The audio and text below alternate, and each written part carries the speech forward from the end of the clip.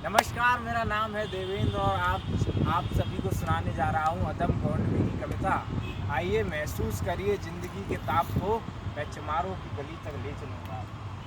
जिस गली में भूखमरी की यातना से ऊब कर मर गई पुलिया बेचारी कल कुएं में। है सदी सिर पर बिनौली कंडियों की टोकरी, आ रही है सामने से हर कुआ छू कर। चल रही है छंद के आयाम को देती दिशा, मैं से कहता हूँ सरजू पार की मोनालिसा।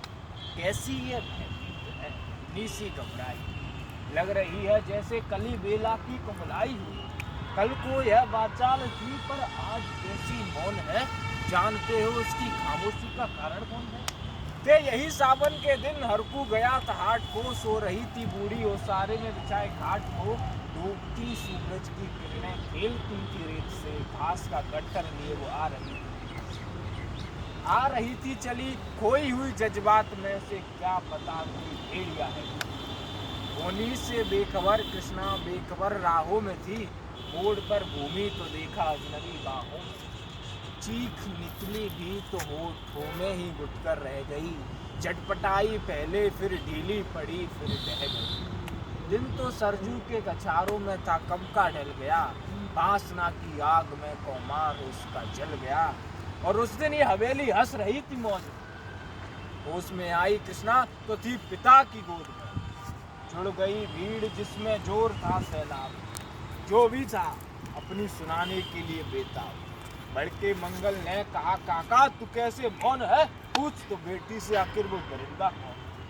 कोई हो संघर्ष से पांव मोड़ेंगे नहीं, कच्चा खा जाएंगे जिंदा उसको। कैसे हो सकता है कि ये दुश्मन बहू बेटी से मुंह काला करें?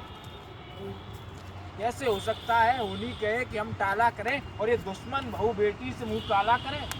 बोला कृष्णा से, बहन सो जा मेरे अनुरोध से, बच नहीं सकता वो पापी मेरे प्रतिशोध से। पड़ गई इसकी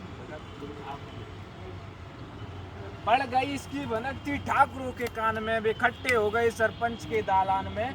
दृष्टि जिसकी है जमी भाले की लंबी नोक पर, देखिए सुखराज सिंह बोले कहनी ठोक कर। क्या कहे सरपंच भाई क्या जमाना आ गया, कल तलक जो पाँव के नीचे था रुतबा पा गया। कहती है सरकार आपस में मिलजुल कर रहो, सुअर के बच्चों को कोरी नहीं अब। देखो ना ये जो कृष्णा है चमारों के यहाँ पड़ गया है सीप, सीप का मोती गवारों के यहाँ। जैसे बरसाती नदी अधड़ नशे में चूर है, हाथ न पुट्ठे पे रखने देती है मगरूर। भेजता भी है नहीं ससुराल इसको हर कुआ, फिर बाहों में कोई भींच ले तो क्या हुआ। आज सरजू पार अपने श्याम से टकरा गई, जाने अनजाने वो लज्जत जिंदगी की पा गई। वो तो मंगल देखता था बात आगे बढ़ गई, वरना वो मरदूद इन बातों को कहने से रही। आप जानते हैं मंगल एक ही मक्कार है, हर को उसकी सैफे थाने जाने को तैयार है। कल को गर्दन अगर नपती है बेटे बाप की, तो गांव की गलियों में क्या इज्जत रहेगी। बात का लहजा था ऐसा कि ताव सब हाथ मूछों पर गए, माहौल भी सन्ना गया। क्षणिक आवेश जिसमें हर युवा तैमूर था, हाँ मगर वहीं पर तो कुछ और ही मंजूर। रात जो आया ना वो तूफान अब पुरजोर था, और होते ही वहां का दृश्य बिल्कुल और था। सिर पे टोपी बैत की लाठी संभाले हाथ में, एक दर्जन थे सिपाही ठाकुरों के साथ। घेर के बस्ती कहा हल्के के थानेदार ने, जिसका मंगल नाम हो वह व्यक्ति आए। निकला मंगल झोपड़ी का पल्ला थोड़ा खोल, तभी एक सिपाही ने लाठी चलाई। गिर पड़ा मंगल तो माथा बूट से टकरा गया। सुन पड़ा फिर मालवो चोरी का तूने क्या? कैसी चोरी? ऐसा जैसे ही उसने कहा, एक लाठी फिर पड़ी, बस बेहोश जाता। होश खोकर वह पड़ा था झोपड़ी के द्वार पर। ठाकुरों से फिर दरोगा ने कहा ललकार कर, मेरा मुंह क्या देखते हो, उसके मुंह पर थूक दो, आग लगाओ उसकी झोंपड़ी की फूक दो। और फिर प्रतिशोध की आंधी वहां चलने लगी, बेसहारा निर्बलों की झोंपड़ी जलने लगी। खुदमुहा बच्चा बबूढ़ा जो वहां खेड़े में था, वह भागा दीन हिंसक भीड़ के घेरे में। घर को जलते वे होश खोने लगे, घर को जलते देख वे होश खोने लगे। कुछ तो मन ही मन कुछ जोर जोर लगे, कह दो इन कुत्तों के पिल्लों से कि इतराए नहीं, हुक्म जब तक मैं न दूं कोई कहीं जाए नहीं। ये दरोगा जीते मुंह से शब्द जरते फूल से आ रहे थे, ठेलते लोगों को अपने रूल से, फिर दहाड़े इनको डंडों से सुधारा जाए, ठाकुरों से जो भी टकराया बीमारा।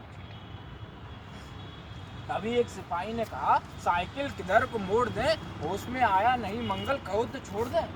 बोला थानेदार, मुर्गे की तरह मत भांग दो, होश में आया नहीं तो लाठियों पर टांग। ये समझते हैं कि ठाकुर से उलझना ठीक है, ऐसे पाजी का ठिकाना घर नहीं जेल है।